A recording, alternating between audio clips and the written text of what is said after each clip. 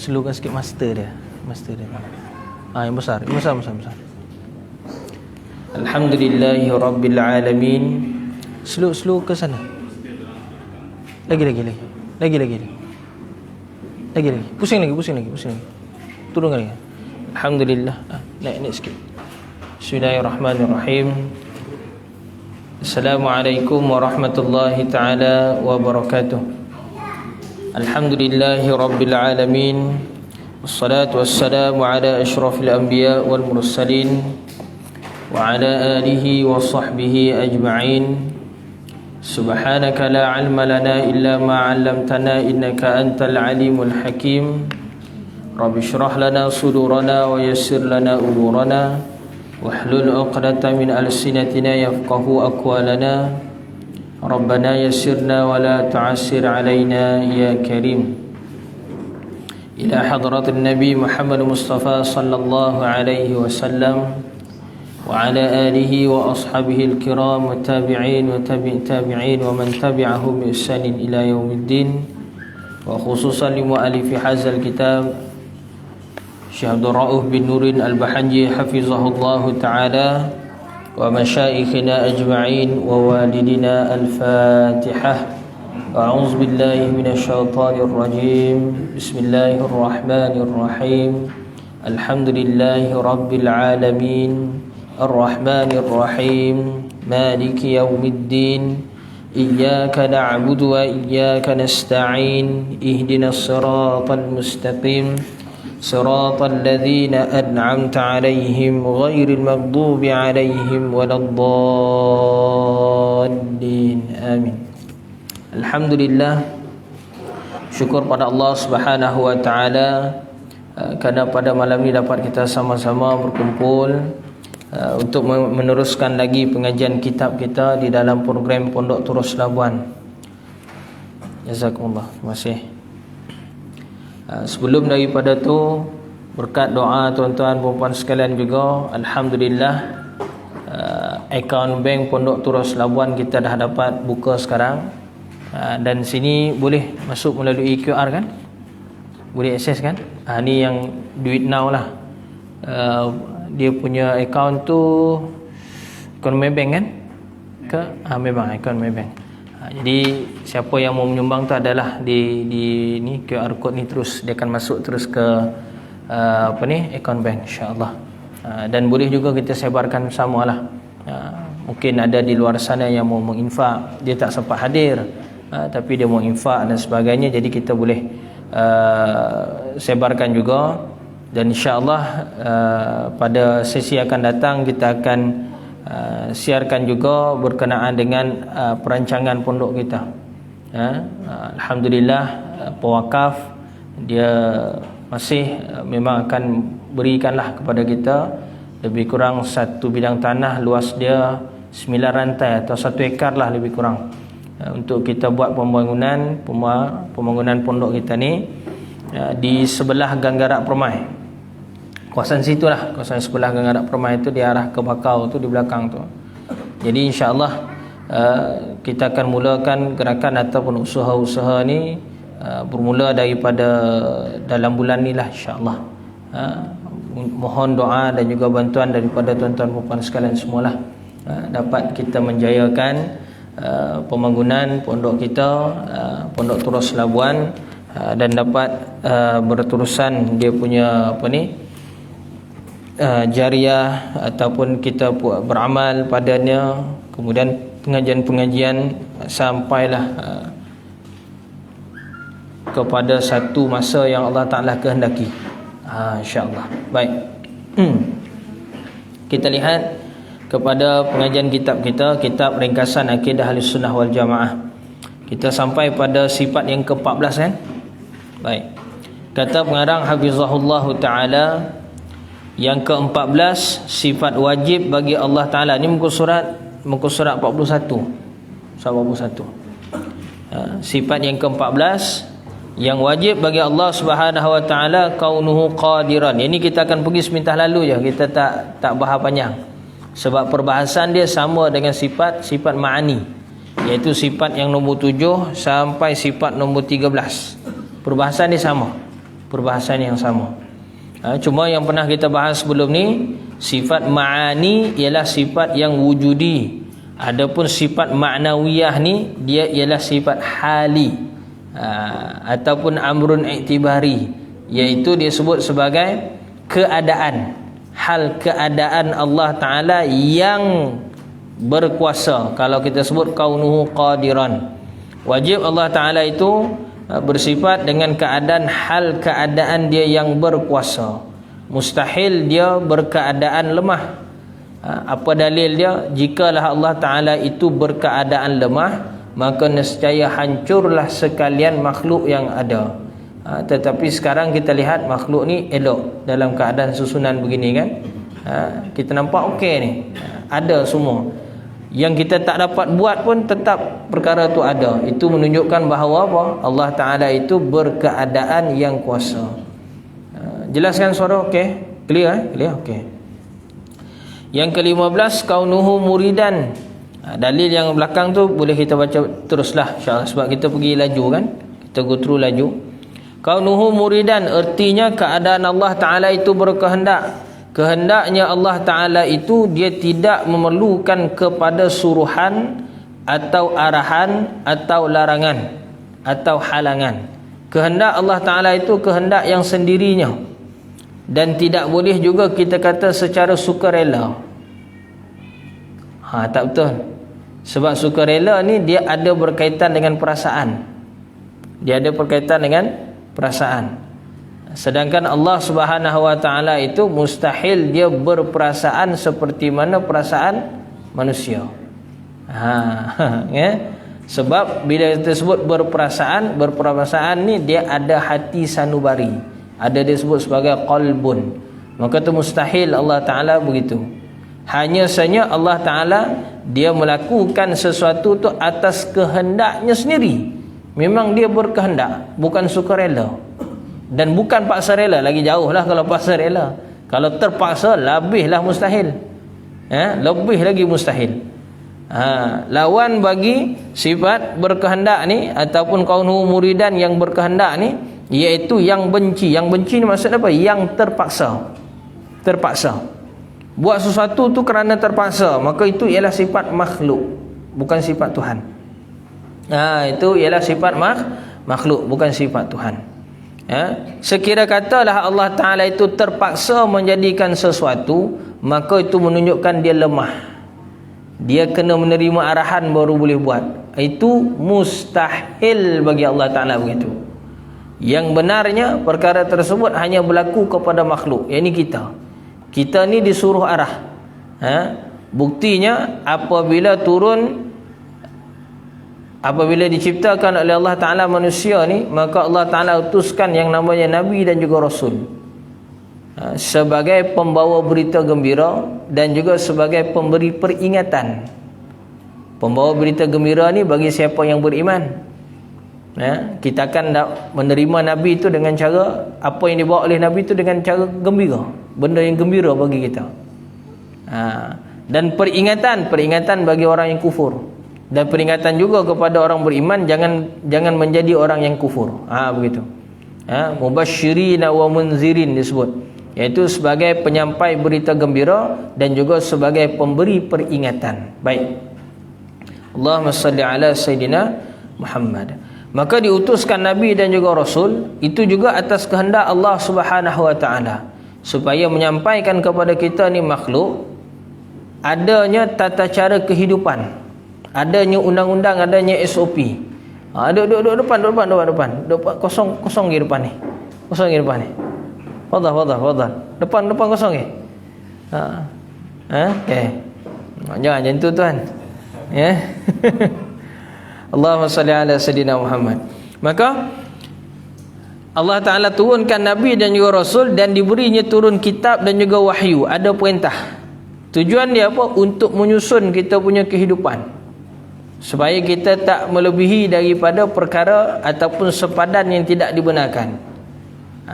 Dan kita dipaksa supaya tidak masuk kepada sepadan yang tidak dibenarkan tu. Sebenarnya kita dipaksa.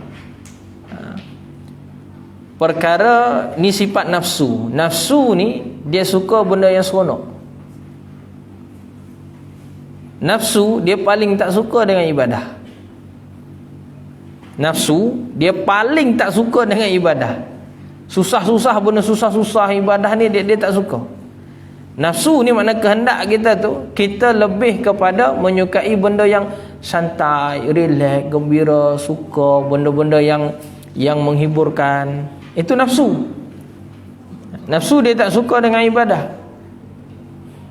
Tapi Allah Ta'ala turunkan, jadikan juga nafsu dalam diri kita, dan dijadikan juga akal pada kita, supaya akal ni tadi yang menuntun nafsu, bukan nafsu yang menuntun akal. Mana siapa jadi bos?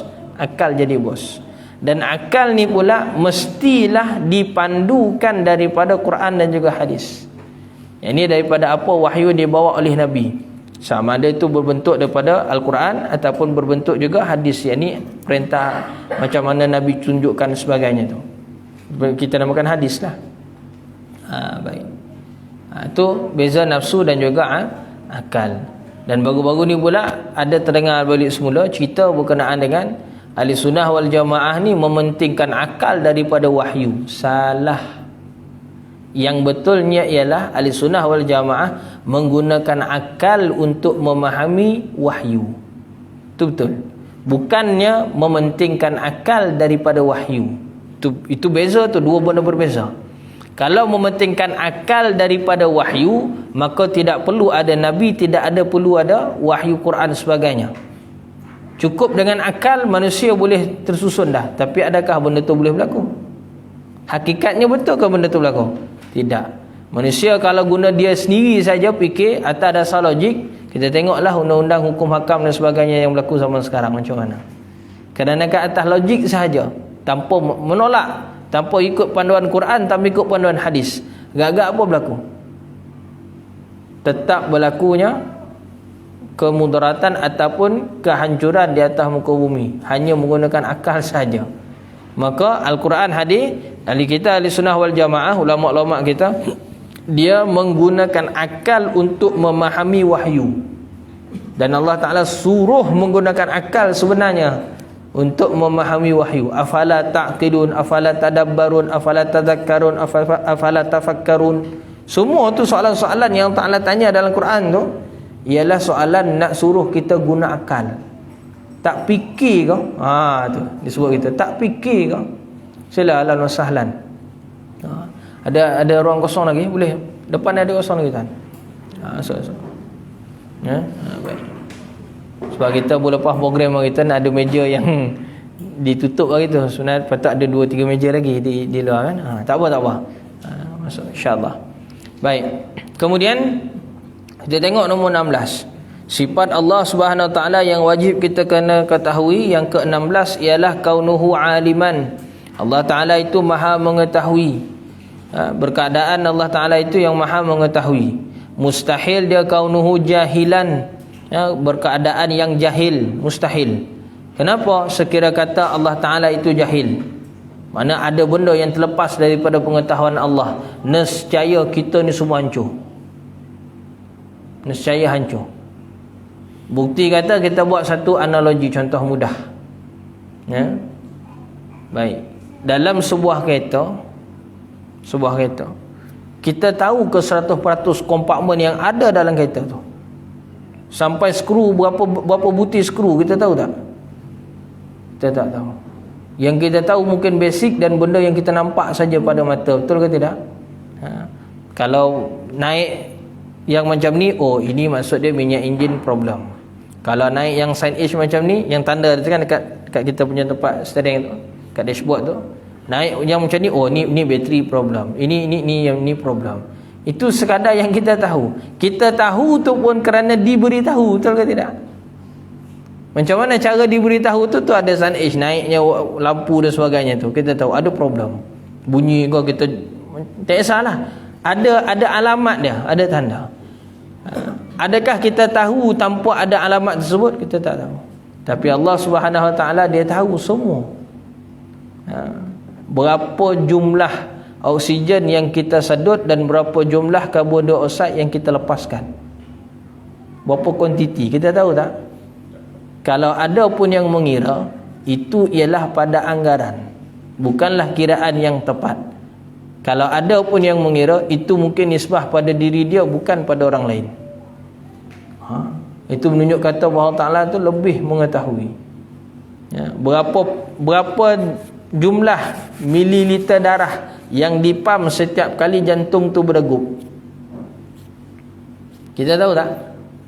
Saintis dah ada buat kajian, tapi itu hanyalah anggaran, bukanlah 100% tepat. Yang tahu 100% tepat ni hanya Allah Ta'ala sahaja. Itu menunjukkan maha hebat, maha kuasa Allah Ta'ala. Bukti lagi kita boleh tunjuk semut. Satu sarang semut tu berapa ekor semut ada dalam tu? Ada tak orang pergi buat kerja pergi kira? Kalau ada, bagus. Kalau tak ada pun bagus. Sebab bukan kerja kita. Betul tidak? Bukan kerja utama lah. Boleh je buat, jadi masalah. Tapi kalau betul-betul bahagian apa ni, bahagian tu kan, memang bahagian pengkaji bukan serangga. Dia tak sebut zoologi, tak boleh. Zoologi ni binatang besar. Tak apalah, yang penting kajian berkenaan dengan tu. Apa istilah tak ingat lah. Baik. Kalau betul bahagian dia pun, dia bukannya semua sarang semut dia boleh kira. Kalau dia kira sekali pun hanyalah anggaran, bukanlah jumlah yang tepat. Bukanlah jumlah yang tepat. Dia menggunakan anggaran sahaja. Tapi walau keadaan bagaimana sekalipun, semuanya itu Allah Ta'ala tahu. Contohnya kita ambil lalat. Sekali lalat tu terbang, berapa kali dikibahkan sayap? Masya Allah. Nyamuk lebih kurang lah, lalat dengan nyamuk kan, bukan sama je, saiz dia lebih kurang. Sekali dia kibah dia punya kepak tu, sekali dia terbang tu, berapa kali dia kibah dia punya kepak. Sebab tu dalam Quran Allah Ta'ala buat perumpamaan. Innallaha la yastahi an yadriba mathalan ma ba'udatan fama fawqaha فَأَمَّا الَّذِينَ آمَنُوا فَيَعْلَمُونَ أَنَّهُ الْحَقُّ مِنْ رَبِّهِمْ وَأَمَّا الَّذِينَ كَفَرُوا فَيَقُولُونَ مَاذَا أَرَادَ اللَّهُ بِهَذَا مَثَلًا يُرِيدُ بِهِ كَثِيرًا وَيَهْدِي بِهِ كَثِيرًا وَمَنْ يُضِلُّ بِهِ إِلَّا الْفَاسِقِينَ يُضِلُّ بِهِ كَثِيرًا وَيَهْدِي بِهِ كَثِيرًا وَمَنْ يُضِلُّ بِهِ إِلَى الْكَافِرِينَ. Baik. Apa maksudnya tu? Sesungguhnya Allah Ta'ala tidak ada berasa malu pun untuk nak buat contoh kepada kita. Innallaha la yastahi ayyadriba masalah, untuk menunjukkan contoh kepada kita, ma ba'udatan fama fawqaha, iaitu contoh seekor nyamuk dan apa yang ada di belakangnya, itu disebut sayap tu. Contoh tu kalau kita ambil saja, pandang perhati betul, ini guna akal ni. Menggunakan akal dalam memahami wahyu. Ini bukti ulama kita hebat. Allah Ta'ala bagi kelebihan pada mereka. Kita ni pakai je kaedah yang mereka guna. Kita waris sahaja kaedah yang mereka pelopori. Baik. Maka kita lihat pada semut, pada lalat, pada nyamuk tadi, Allah Ta'ala buat contoh nyamuk. Ba'udah ni nyamuk. Nyamuk, di atas nyamuk tu ada kepak. Allah Ta'ala buat contoh bagi kita, nak tunjuk keagungan, kehebatan dan keilmuan dia. Pengetahuan Allah Ta'ala tu melebihi daripada pengetahuan kita. Orang beriman, fa'ammal ladzina amanu faya'lamuna annahu al-haqqu min rabbihim. Orang beriman apabila ditunjuk contoh macam ni, dia tahu itu daripada Allah. Haqqun, kebenaran daripada Allah Ta'ala. Wa ammal ladzina kafaru fayaquluna maza aradallahu bihadza masalah. Tapi kalau orang kafir, nak contoh apa sebenarnya ni? Dia masih pertikai dan persoal lagi. Padahal tu bukti contoh mudah dah tu. Seekor nyamuk je, tengok pada nyamuk dah tentu dah nampak kebesaran Allah Ta'ala. Ini kan pula kalau seluruh alam lagi. Ini perbandingan Allah Ta'ala buat nyamuk je. Apa yang ada di kepak dia, apa di belakang, maksud dia tu berapa kali dia kibah kepak dia, sekali dia terbang. Semua tu dalam pengetahuan Allah Ta'ala. Maha kuasa, maha hebat Allah Ta'ala. Kita boleh ke buat begitu? Tak boleh. Kalau orang yang buat robot nyamuk sekalipun, tidak akan menyamai seperti mana nyamuk yang ada. Betul. Jumlah darah yang nyamuk tu akan hisap, akan sadut. Kita tahu berapa poin, berapa ounce dia ambil tu. Tak tahu kan? Dan daripada darah tu tadi dia proses dalam perut dia tu untuk jadi telur berapa banyak? Masya Allah. Itu orang yang menggunakan akal dalam memahami nafsu, minta maaf, menggunakan akal dalam memahami wahyu, ini mengawal nafsu dia, maka orang tersebut sebenarnya ialah orang yang beriman. Dan iman dia lebih kukuh daripada yang biasa-biasa, sebab dia menggunakan akal. Sebab tu Allah Ta'ala sebut dalam Quran lagi, hal yastawil ladzina ya'lamuna wal ladzina la ya'lamun, adakah sama martabat orang yang alim dengan orang yang jahil? Tak sama, takkan sama.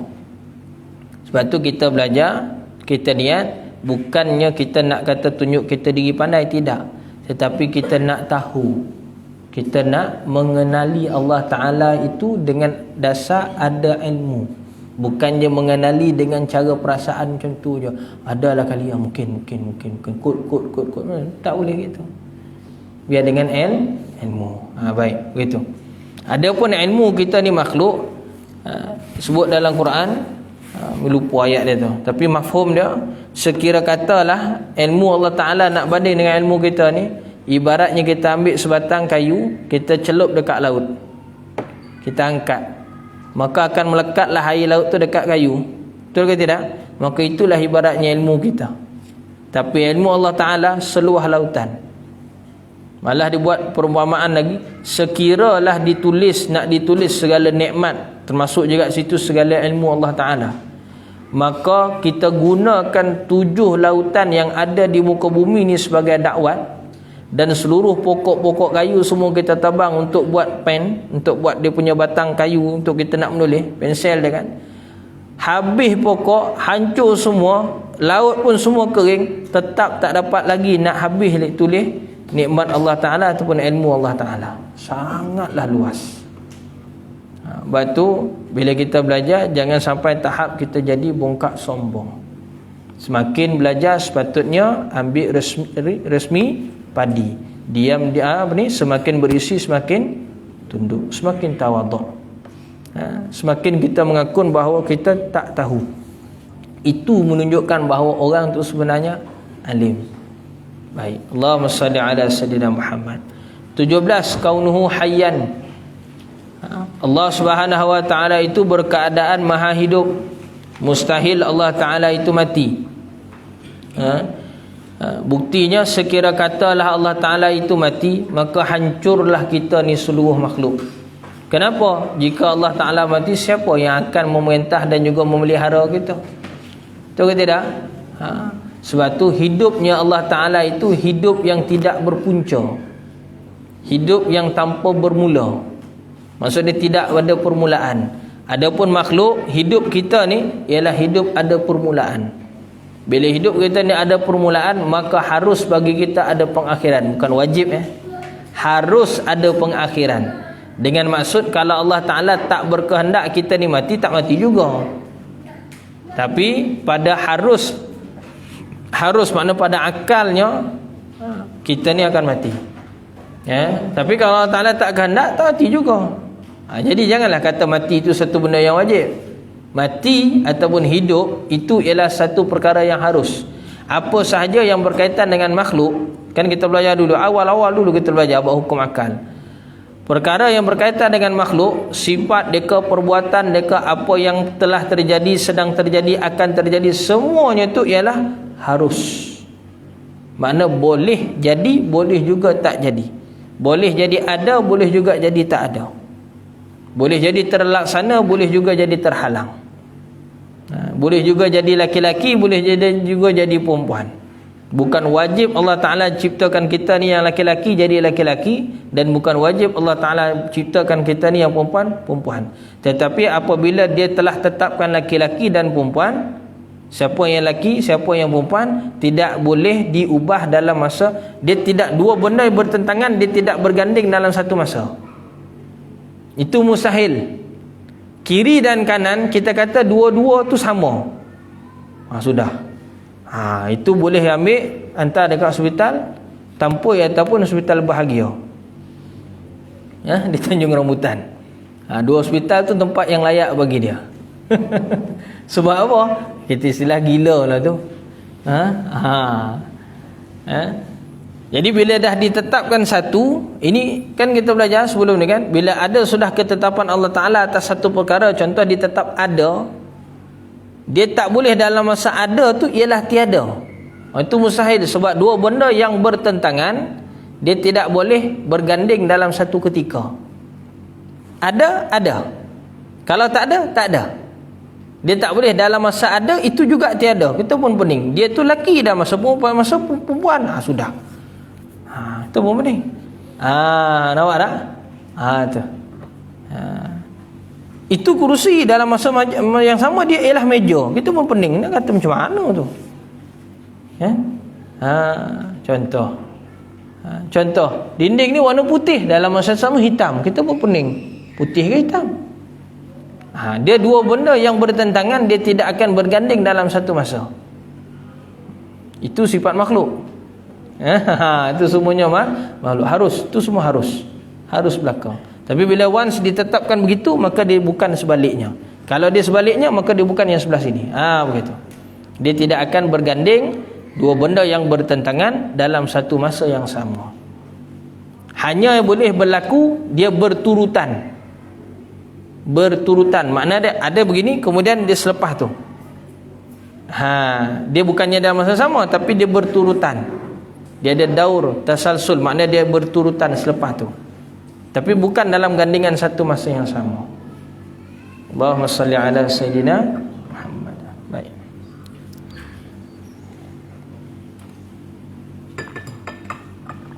Dalam masa yang sama hidup, masa yang sama juga mati. Pening kan? Pening. Yang ke-8, kaunuhu sami'an. Allah Ta'ala maha mendengar. Mendengar Allah Ta'ala, dia tidak memerlukan kepada alat, tidak memerlukan kepada bantuan gelombang dan sebagainya. Adapun mustahil Allah Ta'ala itu bersifat dengan sifat yang tuli. Asamma makna tuli. Tuli ni makna pekak. Mustahil. Sekiranya kata kalau kita sebut Allah Ta'ala itu pekak, maka hancur kita ni sebenarnya. Sebab ada benda yang tidak didengari. Adakah yang terlepas? Tak. Sebabnya bila ada disebut pekak begitu pada Allah Ta'ala, maka lemah. Kalau Allah Ta'ala lemah, macam mana kita ni boleh ada? Macam mana boleh kekal begini? Jadi mustahil. Mustahil Allah Ta'ala itu bersifat dengan sifat pekak. Hanya sahnya Allah Ta'ala itu bersifat dengan sifat maha mendengar. Baik. Kaunuhu basiran. Allah Subhanahu wa Ta'ala itu maha melihat. Melihatnya Allah Ta'ala tanpa memerlukan kepada alat dan juga cahaya. Makhluk kita ni kita melihat kerana ada cahaya. Tak percaya, cuba kita tutup lampu ni. Kita rasa gelap. Bila gelap sekejap lagi kita kata tak nampak. Bukan makna buta, sebab kita terhalang. Kalau buta betul memang betul tak nampak lah. Ini sebab tidak ada cahaya, maka kita tak nampak. Allah Ta'ala dia tidak memerlukan cahaya untuk dia melihat. Yang memerlukan cahaya untuk melihat tu kita. Tak percaya, balik kejap lagi kan, start kereta tak payah buka lampu. Apa berlaku agak-agak? Kan? Sebab apa? Tak nampak. Sama ada kita yang tak nampak jalan, atau orang tak nampak kita. Mana kereta lain tak nampak kita kan, pemandu lain tak nampak kita. Apa berlaku sekejap lagi? Masuklah bernama bagi besok kan. Berlaku kemalangan berturut-turut 10 buah kereta keluar daripada masjid layangan. Sudah. Sebab apa punca jadi begitu? Sebab tak ada cahaya. Itulah makhluk. Makhluk kita melihat menggunakan alat, menggunakan ada medium dipanggil. Ada medium dia, cahaya dan sebagainya lah. Itu medium dia, ada perantaraan dia begitu. Itu makhluk. Allah Ta'ala dia tidak memerlukan kepada perkara tersebut. Dia melihat kepada apa sahaja yang ingin dia lihat. Dia mendengar kepada apa sahaja yang dia ingin dengar. Dan tidak ada satu pun yang terlepas daripada perkara tersebut. Kemudian mutakalliman, Allah Ta'ala itu berkeadaan yang berkata-kata. Mustahil Allah Ta'ala itu keadaan bisu. Kerana bisu itu menunjukkan lemah. Bisu itu menunjukkan lemah. Jika kata Allah Ta'ala itu bisu, maka lemahlah Allah Ta'ala. Lemah macam mana pula kita boleh ada? Jadi mustahil Allah Ta'ala itu bersifat dengan sifat bisu, yakni sifat lemah pada dia. Hanya saja Allah Ta'ala itu bersifat dengan sifat maha berkata-kata, yang berkata-kata. Dalil dalam Quran jelaslah disebut wa kallamallahu Musa taklima. Allah Ta'ala berkata-kata dengan Nabi Musa dengan kata-kata yang sebenarnya, ini dengan kata-kata yang banyak. Baik, kita pergi pada Musa 43. Ini kita habiskan kita punya perbahasan bab dalil ni. Surat 43 ni berbahas berkenaan dengan sifat harus bagi Allah. Ini kita dah bahas sebelum ni tadi, sifat wajib 20, sifat mustahil 20. Jadi jumlah dia kalau kita kira ada 40. Mustahil Allah Ta'ala bersifat yang 20 tu, maka wajib Allah Ta'ala bersifat yang 20 lagi. Begitu. Sifat wajib iaitu menunjukkan Allah Ta'ala mesti ada sifat yang wajib tu tadi. Mustahil tu makna Allah Ta'ala memang takkan ada sifat mustahil tu. Dan ada satu sifat harus bagi Allah Subhanahu Wa Ta'ala, iaitu fi'lu kulli mumkinin aw tarkuhu, iaitu membuat tiap-tiap mungkin. Mungkin ni makna dia makhluk. Mungkin ni makna benda yang boleh terjadi, walaupun belum jadi lagi, tapi boleh pada akal kita terima dia akan terjadi. Itu dipanggil mungkin. Tapi kalau sebut makhluk, makhluk memang dah jadi dah. Tapi ala kulli hal kedua-duanya sama, iaitu selain daripada Allah Ta'ala. Cuma dari sudut bahasa, bila dia sebut mumkinin, makna mungkin, benda mungkin. Mungkin ni boleh jadi dah ataupun akan terjadi, makna belum ada lagi, tapi pada akal harus benda tu berlaku. Contoh, orang baru berkahwin, baru siang tadi akad nikah, mungkin 9 bulan lagi lahir seorang anak tu dah lahir ke belum, tapi kita boleh kata akan ada. Harus tak benda tu harus pada Allah Ta'ala, bukan wajib mesti ada anak.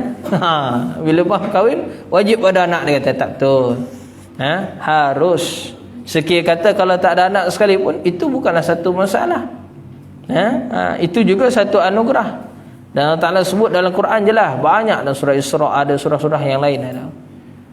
Kehendak Allah Ta'ala menjadikan ada semua anak tu laki je. Kehendak Allah Ta'ala juga menjadikan semua perempuannya. Dan kehendak juga menjadikan adanya dua-dua sekali. Dan kehendak juga Allah Ta'ala menjadikan aqima, yakni mandu, tidak ada anak langsung. Itu semua hak Allah Ta'ala, bukan hak kita. Hak kita ni usaha dan minta. Yang menentukan Allah. Sebab tu kita jangan lupa, jangan putus asa daripada minta dan juga usaha. Usaha cari penawar perubatan macam-macam lah, tu usaha. Kita kena usaha. Dan kena minta. Minta maksud dia dengan cara doa, tawakal, dengan amal soleh dan sebagainya. Baik. Allah Ta'ala bersifat dengan satu sifat yang harus, iaitu fi'lu kulli mumkinin aw tarkuhu, membuat sesuatu ataupun meninggalkan sesuatu. Mana menjadikan mungkin, mana menjadikan makhluk ataupun tidak menjadikan makhluk. Allah Ta'ala menetapkan sesuatu tu atau tidak menetapkan sesuatu, itu ialah harus. Bukan satu kewajipan Allah Ta'ala mesti tetapkan, mesti macam ni, tidak. Ataupun mesti menghancurkan benda ni, tidak. Itu bukanlah satu kewajipan, dia hanya harus sahaja. Lawan bagi yang ni, qaunu fi'li kulli mumkinin wajiban au mustahilan alaihi ta'ala, iaitu perkara-perkara keadaan berbuat tiap-tiap mungkin adalah wajib atau mustahil atas Allah Ta'ala. Maka ini ialah mustahil. Wajib Allah Ta'ala buat makhluk, itu tak betul. Ataupun mustahil Allah Ta'ala buat benda ni, itu tak betul. Dia harus. Semua tu harus. Dalil dia ialah adanya alam ni. Ini menjadi bukti bahawa Allah Ta'ala itu dia menjadikan atau tidak menjadikan. Dan dia menjadikan tu bukanlah dengan satu kewajipan ataupun satu perkara yang mustahil dia jadikan. Begitu juga lawannya, itu tidak menjadikan sesuatu, itu bukan satu kewajipan Allah Ta'ala mesti tak jadikan benda tu, tidak. Benda tu harus, dia kekal harus. Jadi kita kena banyak-banyak syukur kepada Allah Subhanahu Wa Taala, kerana Allah Taala telah menjadikan kita. Cara tanda kita ni syukur, tak boleh tidak buat apa yang disuruh, tinggal apa yang dilarang. Itu dia panggil beriman dan bertakwa. Itulah kerja kita.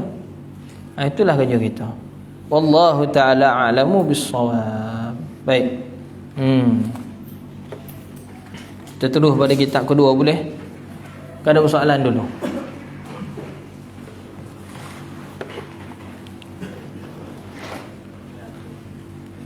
Okey, kita tengok pada kitab kedua.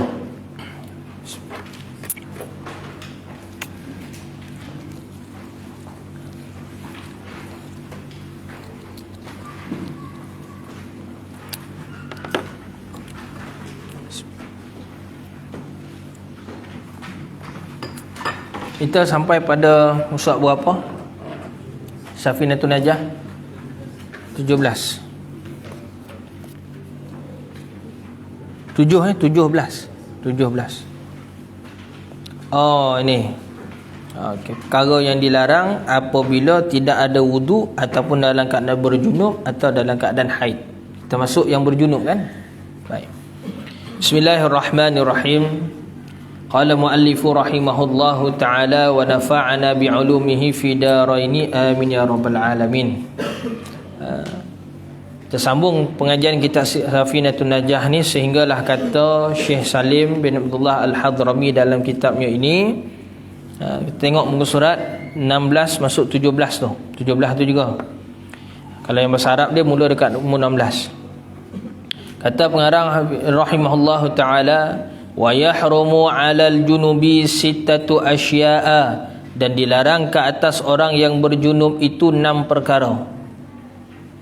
Nah, berjunub ni maksud dia apa? Apa makna berjunub? Ialah berhadas besar, betul.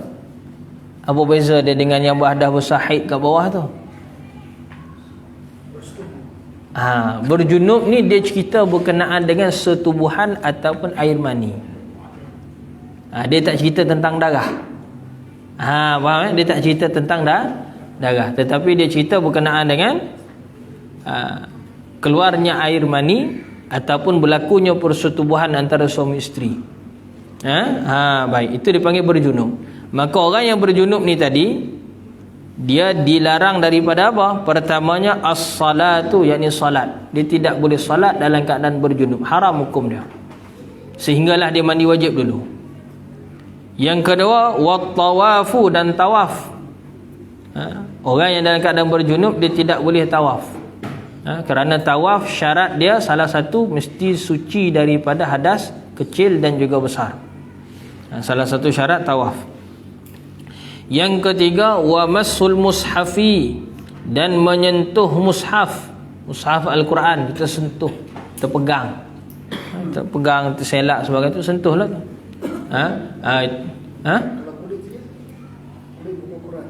Sama. Itu termasuk dalam mushaf dia sekali tu. Termasuk. Wa masul mushafi, menyentuh.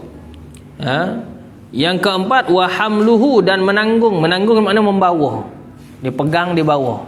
Mengangkat, bawa, pindahkan, itu panggil hamluhu tu. Menanggung dia panggil. Bahasa kita lama dia panggil menanggung. Menanggung ni makna dia kita tanggung dia. Menanggung makna kita angkat lah, kita pegang, kita angkat, tu makna menanggung tu. Sama ada kita bawa ke, kita angkat macam ni ke, tu panggil menanggung. Tu makna menanggung. Itu tidak dibenarkan kalau kita dalam keadaan berjunub. Yang kelima, walubusu fil masjidi, dan duduk di dalam masjid. Lubusu ni maksud dia seerti dengan iktikaf. Adapun lawan bagi lubusu, yakni duduk, lawan dia ialah lalu. Dalam bahasa Arab dia panggil mururun. Kalau orang berjunub, dia tak masuk dalam, tetapi dia lalu di dalam masjid. Contoh, dia nak datang ke kuliah. Kita buat contoh lah, ni banyak pintu. Kita ibarat katalah pintu tu satu je depan tu. yang kena lalu ruang solat utama tu, baru boleh datang masuk ke bilik sini. Jadi orang berjunub, dia nak masuk ke bilik sini, kan dia kena lalu. Lalu tu harus. Yang tak boleh, dia masuk, dia duduk. Itu yang dilarang masuk ke sini ni. Itu duduk di dalam kawasan masjid. Adapun dia lalu, itu boleh. Lalu limpas saja, bahasa orang sini, limpas saja. Sebab dia nak masuk ke bilik sini. Contoh, itu kalau lalu mururun, lalu saja, limpas saja boleh. Adapun muksu ataupun lubusu, yakni duduk, menetap, melabuhkan punggung singgah di situ, itu tak boleh. Itu tak boleh. Ini yang dilarang. Kerana orang yang masuk ke dalam masjid mestilah dalam keadaan suci. Wajib hukum dah. Dan yang keenam, wa qiraatul qur'ani, dan membaca al-Quran. Itu orang berjunub haram baca Quran. Mana menyentuh ke, membawa ke, membaca Quran dalam keadaan berjunub, hukum dia haram. Melainkan kalaulah ayat al-Quran itu sudah kebiasaan jadi zikir harian dia, maka itu diharuskan untuk dia baca, tetapi bukan niat baca Quran, bukan niat qiraah, tetapi dengan niat zikir. Sebab dah harian dia memang amal tu. Contohnya sebahagian orang, dia amal pagi dia akan baca Fatihah, petang baca Fatihah. Amalan dia hari-hari. Ataupun pagi baca kursi, petang baca kursi. Memang hari itu amalan dia. Dan memang dia hafal pun. Maksud dia tanpa tengok buku, tanpa tengok mushaf sekalipun, memang dia boleh baca. Apa amalan dia hari-hari. Ataupun mungkin juga dia berzikir, tapi dalam zikir itu adanya ayat Al-Quran. Dalam lafaz zikir itu tadi adanya ayat Al-Quran sekali, dia terselit sekali dalam tu, dalam lafaz zikir itu kan. Maka itu diharuskan. Kenapa? Dengan niat zikir. Itu dibenarkan. Adapun yang maksud membaca Quran ni, dia memang baca dengan niat baca, dengan niat membaca Quran itu sendiri. Tak kira dia buka ataupun tak buka, tapi memang niat membaca. Itu tak boleh. Itu dilarang untuk orang yang berjunub. Baik. Doa-doa tu Ustaz. Itu tapi dia nak niat doa bukan. Itu boleh. Doa tu niat sama dengan niat zikir. Contoh kadang-kadang dalam doa kan kita doa Rabbana zalamna anfusana wa illam taghfir lana wa tarhamna lanakunanna minal khasirin. Itu semua Al-Quran. Rabbana atina fid dunya hasanah fil akhirati hasanah wa qina azabannar. Itu Al-Quran. Itu Al-Quran sebenarnya tu. Tapi dia amal hari-harian. Dia sudah jadi zikir tu, sebab doa tu jadi zikir juga tu. Sebahagian daripada zikir. Maka itu diharuskan. Itu boleh. Adapun maksud kami ni tadi apa dah? Yang tak boleh ni, dia dah keadaan berjunub, belum diwajib lagi.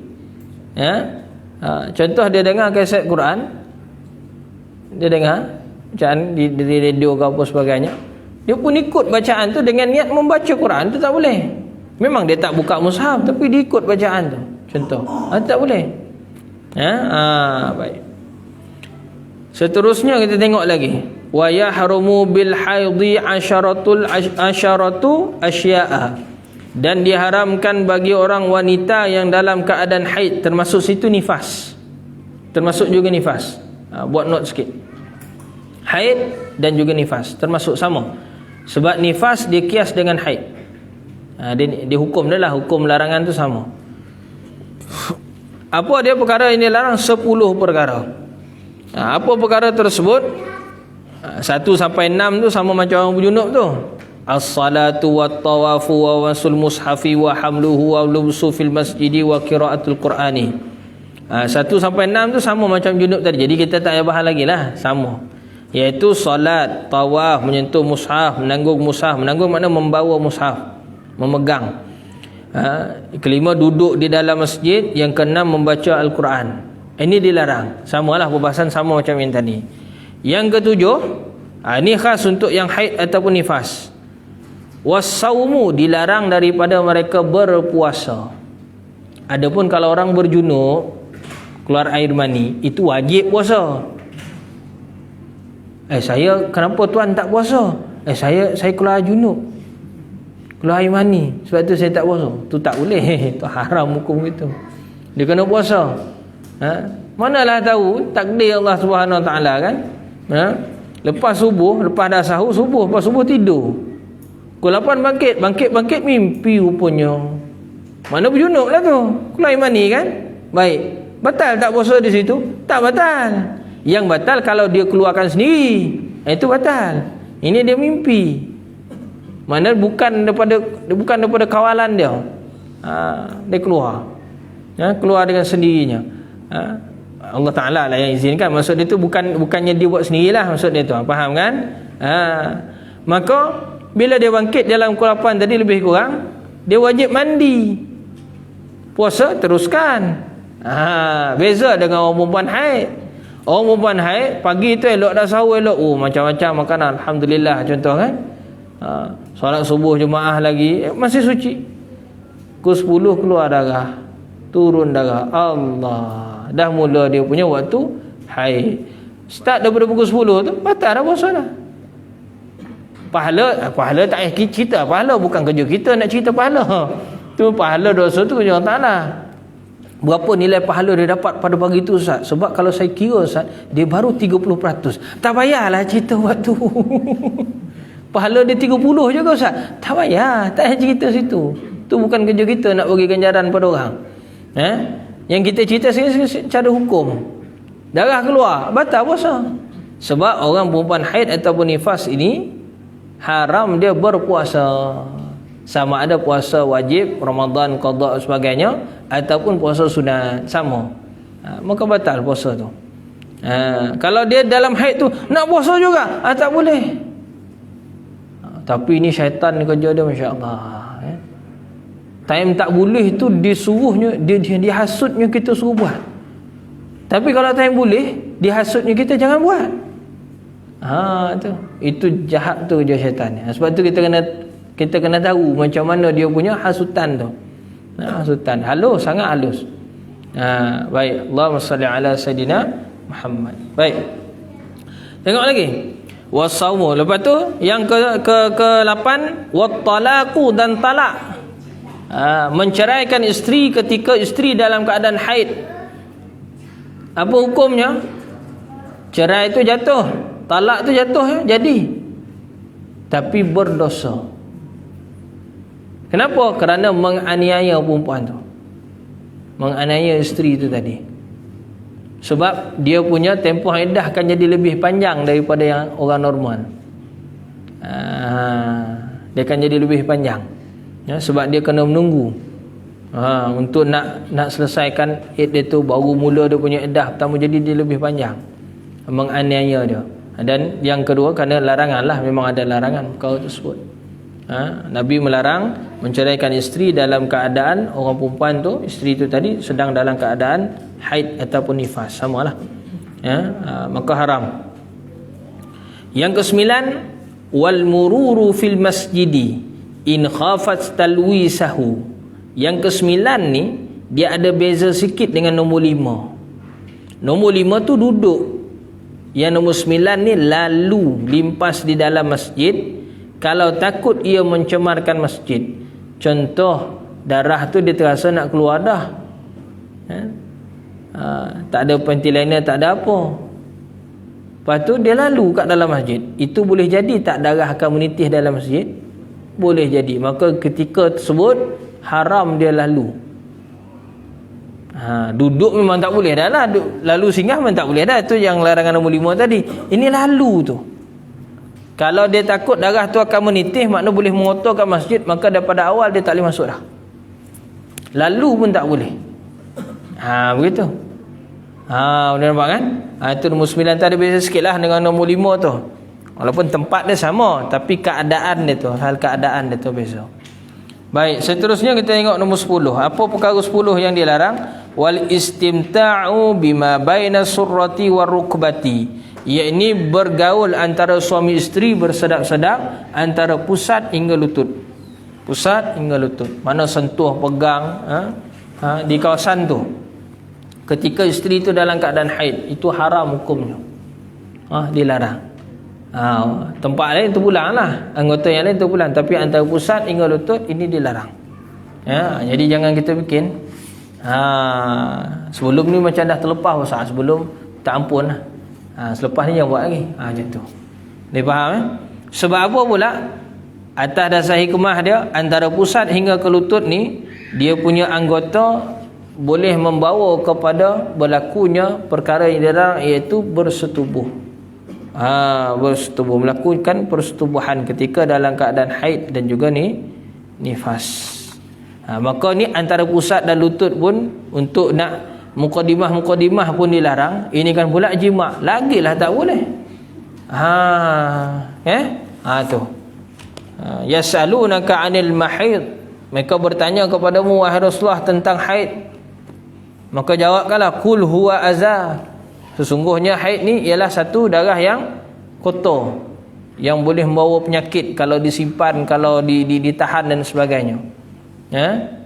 Fa'tazilun nisaa fil mahid. Tu arhan fa'tazilu. Dia menggunakan, Allah Taala perintah tu dengan fi'il amar. Ada fa lagi. Fa tu banyak syarahan ulama lah, ada fa jawab, ada macam-macam. Tapi yang penting dekat situ menunjukkan bahawa apa? Perintah tu tadi wajib. Apa perintah dia? Fa'tazilu. Pisahkan diri kamu dengan isteri kamu ketika dia dalam keadaan haid. Pisah yang dimaksudkan situ, tidak melakukan muqaddimah jima' dan tidak melakukan jima'. Itu maksudnya tu. Bukan kata tak boleh tidur sama. Kau haid kan? Tidur bilik sana. Jangan. Itu bukan cara Islam. Itu cara Yahudi dan juga Nasrani. Yahudi dan Nasrani, kalau orang perempuan dia tu haid, maka apa dia buat? Masa period, dia akan asing 100%. Kau tidur bilik sana, aku tidur bilik sini. Dia takkan mendekati langsung. Sentuh pun tak boleh. Sampai satu tahap, ini dalam Yahudi yang ekstrim, Yahudi yang ekstrim. Sampai satu tahap, kalau orang perempuan yang haid ni, dia tak boleh makan satu semeja. Dia kena makan tempat lain. Makanan pun dia asing. Pada tahap itu.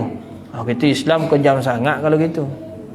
Rahmat sebenarnya Islam ni. Kalau ikut agama mereka, betul-betul. Sudahlah bilik dia asing, tempat makan dia asing, makanan pun asing. Nak masak makan tu pun guna alat yang berbeza. Pada tahap itu. Kita Islam tak gitu. Rahmat Islam ni. Yang tak boleh dia apa? Sentuh-sentuh setubuhan, itu tak boleh. Kalau kata anggota lain tak ada masalah. Dia yang tak boleh tu antara pusat dengan lutut itu sahaja. Jadi mana yang lebih menyusahkan, Islam ke ataupun yang lain? Sunnah rahmat Islam. Dia faham adanya perasaan jiwa rasa sayang dan sebagainya. Kalau kata dah kena asing macam tu kan, dia isolate macam tu satu waktu, macam PKP, macam orang COVID lah, asing ni tu kan. Kan jadi masalah, akan berlakunya macam-macam lah. Benda-benda yang efek yang buruk. Jadi Islam dia tidak begitu, bukanlah sekejam begitu. Baik. Allahumma salli ala Sayyidina Muhammad. Ustaz, tadi yang grup pertama tu, kedua tu yang dia mengangkat Quran kan, menanggung mushaf tu kan. So contohnya kalau kita nampak lah Quran jatuh, kita bodoh. Okey, baik. Nanti belum selesai. Baik. Sebenarnya yang tu kita dah bahas sebelum ni. Baik, tak apa, sebabkan ni kan kita bahas balik semula. Larangan ni dia tidak terpakai sekiranya darurat. Darurat itu jatuh, takkan kita biar. Tetapi kita boleh pegang Quran tu, ini Quran tu sekadar dia. Macam mana sekadar? Bila jatuh, apa kadar yang sepatutnya kita buat? Kita ambil dia, tutup. Kalau dia terbuka kan, tutup. Kalau mana yang terkoyak ke apa ke, kita masukkan, kita tutup, kita angkat, letak di rak. Itulah kadar dia. Jangan ambil pula, buka siapa punya Quran ni, baca pula, ibu surah apa yang terbuka ni? Ni ada tanda dia begini ni. Tak payah. Kadar dia ialah kita tutup, angkat, tutup, letak dekat rak. Jadi kaedah fiqh dia sebut begini tuan, ad-darurat tubihul mahzurat. Tadi dilarang, mahzurat ni dilarang. Dilarang maknanya diharamkan lah. Sebab ada larangan tu dalam bentuk haram ataupun makruh. Tetapi bila darurat, mengharuskan yang dilarang tadi. Bila darurat, mana kita desak. Begitu jugalah kalau kita ambil ayat yang lain, kita ni makan daging babi boleh ke tak boleh? Tak boleh, haram, betul?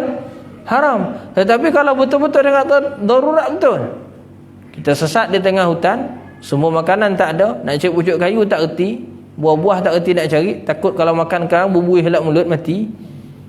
Tak tahu kan, ilmu hutan tak pandai. Ya, tapi sesat. Limpah babi seekor ke situ. Apa nak buat? Boleh kejar, boleh bunuh. Tapi jangan pula seekor tu dipanggang. Dia ada qadar dia. Ad-darurat tu qadar bi qadariha. Dengan qadar dia. Qadar dia apa? Kita disebabkan nak tahan hidup ni tadi, cukup dengan sekeping daging lebih kurang besar ni. Contohlah. Itu je lah. Jangan buat simpan pula. Simpan ni untuk esok, ni untuk malam karang. Ni babi stew. Ni babi panggang. Ni bubuh. Jangan. Itu tak boleh. Sekadar sahaja kita makan tu. Sadap pula rupanya. Tak boleh.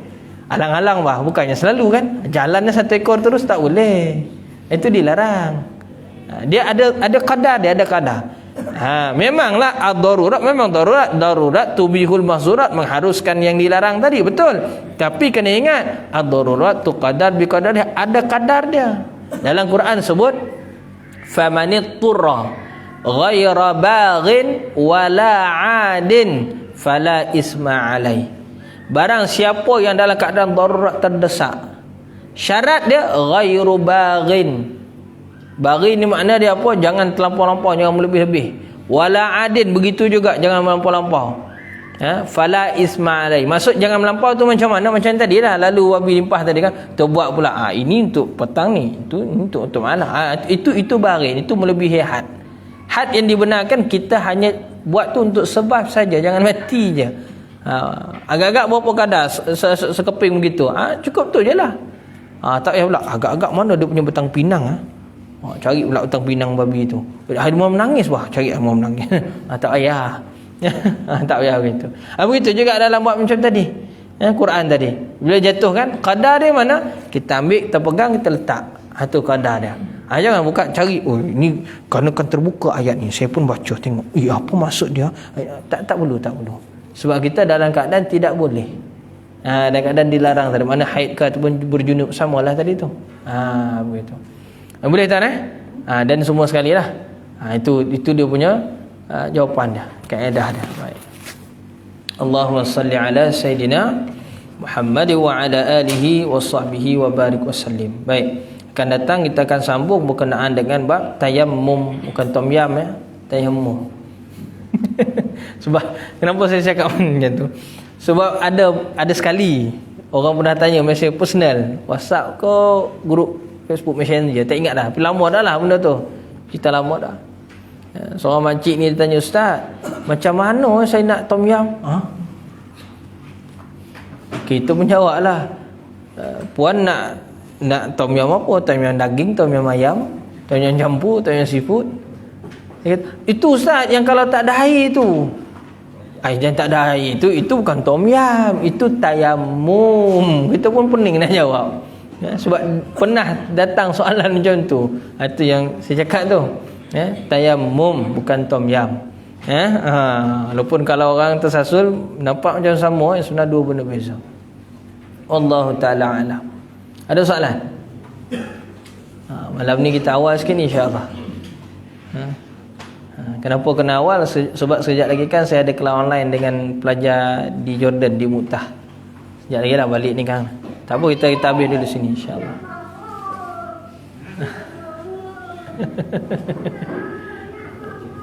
Biar tak apa. Allahumma salli ala sayyidina. Ada apa soalan?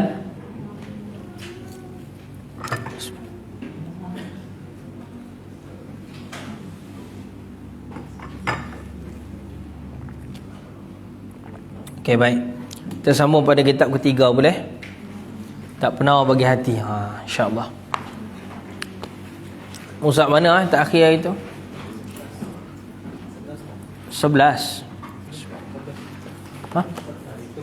11 kan 14?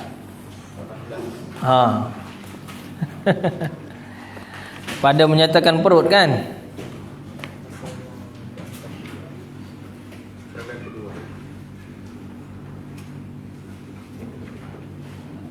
Perenggan yang kedua ke yang nombor 2?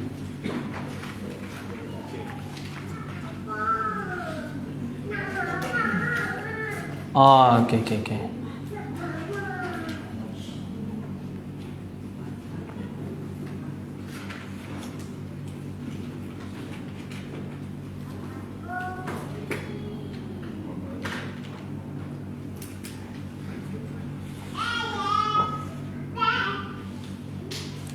Baik. Kita sambung pada muka surat 14, kitab Penawar Bagi Hati ni.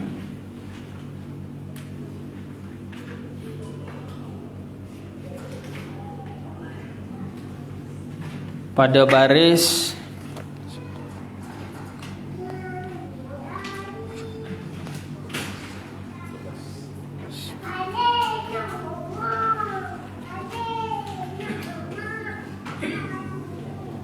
okey, baik. Pada baris yang ke-8 daripada atas, kita ambil lah daripada kepala dia, daripada pangkal dia sikit. Daripada pangkal cerita dia, pangkal cerita. Kata pengarang Hafiz rahimahullahu taala, kata Syekh Abdul Qadir Mandili di dalam kitab Penawar Bagi Hati ni, sampailah kepada katanya baris ke-8 daripada atas. Dan bermula mensyukurkan nikmat perut itu, dan bermula mensyukurkan nikmat perut itu. Macam mana cara kita mensyukuri nikmat perut yang Allah Ta'ala bagi? Perut kita yang Allah Ta'ala bagi ni, memeliharanya daripada makanan yang haram dan yang syubhah. Cara pertama kita nak bersyukur dengan nikmat yang Allah Ta'ala bagi kepada kita ni, iaitu perut kita, iaitu jaga perut kita ni daripada makan daripada sumber yang haram ataupun sumber yang syubhah. Apa makna syubhah? Artinya yang tiada diyakinkan akan halalnya dan tiada diyakinkan akan haramnya, itu syubhah. Dan nak kata halal tak boleh, nak kata haram pun tak boleh, itu syubhah lah tu. Bila syubhah tu berlaku, maka jangan ambil, jangan makan. Contoh kita lalu limpah dekat tepi jalan, kebetulan tepi jalan tu nampak ladang durian. Dahan durian tu juntai sampai ke tengah jalan. Kebetulan kita lalu tu, durian tu jatuh, musangking pula tu. InsyaAllah, seronok, sedapnya, nyaman ni kan? Tapi kita tak tahu pemilik ladang tu siapa punya. Lain kalau kita tahu, minta izin dulu, boleh makan. Kebetulan kita tak tahu, tapi yang jatuh tu musangking. Agak-agak tuan-tuan ambil makan tak? Bukan sanang, sekilo 85 tu. Sangking apa itu? Itu syubhah. Itu dipanggil syubhah. Makanan tu halal, durian tu halal, tapi kita tu bolehkah makan? Tak boleh. Sebab kita tak tahu siapa pemilik. Kita tak tahu siapa pemilik dia. Memang jatuh depan kita. Tapi masalahnya kalau orang yang jenis tidak ada iman, tak ada takwa, tak ada takut kepada Allah Ta'ala, belasahlah dulu. Sekarang kalau ada siapa yang bagi tahu, yang cakap durian dia hilang, akan buat aku ngaku. Ya ke nak ngaku? Bohonglah nak ngaku. Kan? Kebiasaannya tapuk senyap. Padahal dia yang buat. Wal-iyazubillah. Jadi pelihara perut kita tu daripada makan daripada sumber yang haram dan juga yang syubhah. Apa makna syubhah? Yang kita tak yakin. Halal pun kita tak yakin. Halal, maksudnya antara halal dengan haram tu kita tak yakin. Tak yakin, tak tahu mana satu. Jadi itu panggil syubhah. Yang seterusnya, dan memeliharanya daripada bersangatan kenyang. Ni cara kedua jaga perut. Syukur dengan nikmat perut ni, jangan terlalu kenyang. Makan boleh, banyak tak apa, jangan terlampau kenyang. Bersangatan kenyang. Bukan salah makan sampai kenyang, sebab Nabi pun makan sampai kenyang, tapi bila kenyang berhenti. Kita ni dah 100 kali dah, masuk lagi. minta maaf. Tapi terpaksa juga sebut buffet Ramadan, satu person RM100. Itu bukan makan, itu minta darah nama tu. Betul tak? Sekali bayar masuk, walk in ke ataupun dah tempah ke, RM100, bayar 100. Penuh. Daripada sini sampai situ, round lagi. Penuh makanan macam-macam jenis. Bolehkah kita ambil makan sekali semua? Tak larat perut kita tu. Perut kita ni saiz dia berapa besar? Siapa tahu? Berapa besar saiz perut kita? Berapa besar saiz perut kita? Besar sikit daripada penumbuk kita ni. Penumbuk masing-masing Jangan apa penumbuk orang. Penumbuk masing-masing. Besar sikit je. Tu saiz perut kita. Yang panjangnya tadi perut. Usus tu panjang. Ni kita sebut, soalan saya tadi apa dia? Saiz perut. Besar sikit daripada ni. Lebih kurang lah, kalau kita kata lebih kurang macam ni lah besar dia. Itulah besar perut kita. Nak makan sampai 10 pinggan agak muat tak? Masya Allah, tabarakallah. Tapi ramai yang tak buat macam tu. Itu yang lepas daripada buka puasa tu, sukai. Itu yang jadi malas nak solat tu. Sebab itulah mana-mana tempat bagus lagi kalau buat iftar, buka kurma dulu, minum air, solat dulu. Lepas tu kan makan. Kalau makan dulu, minta maaf. Nak solat, ya Allah punyalah susah. Kalaupun solat duduk pula dekat dalam aircon, perut dah kenyang, aircon pula lagi. Itu yang bila solat, Bismillahirrahmanirrahim. Tak? Realiti tak benda tu berlaku? Realiti. Lepas tu cara kita nak jaga perut kita ni, sebab ini salah satu daripada anggota yang kita kena jaga, perut ni. Baik. Bersangatan kenyang tak boleh. Maka hendaklah bersungguh-sungguh engkau memelihara perut itu daripada yang haram dan yang syubhah, kerana 3 perkara. Kenapa kita kena jaga betul-betul perut kita ni daripada perkara yang haram atau perkara syubhah? Apa sebab? Ada 3 sebab. Syekh bawa sini. Pertama, kerana takut daripada seksa api neraka. Sebab ada janji Allah Ta'ala, barang siapa makan yang haram maka masuk neraka. Dalil di mana? Berfirman Allah Ta'ala, innal ladzina ya'kuluna amwalal yatama zulman innama ya'kuluna fi butunihim nara wa yaslawna sa'ira. Sadaqallahul azim. Surah An-Nisa ayat yang ke-10. Apa artinya? Bahawasanya sekalian mereka yang makan mereka itu akan harta anak yatim kerana zalim, zulma, kerana zalim. Hanya sesungguhnya makan mereka itu di dalam perut mereka itu akan sebab bagi api neraka. Dan selagi akan masuk mereka itu ke dalam api neraka yang bernyala-nyala.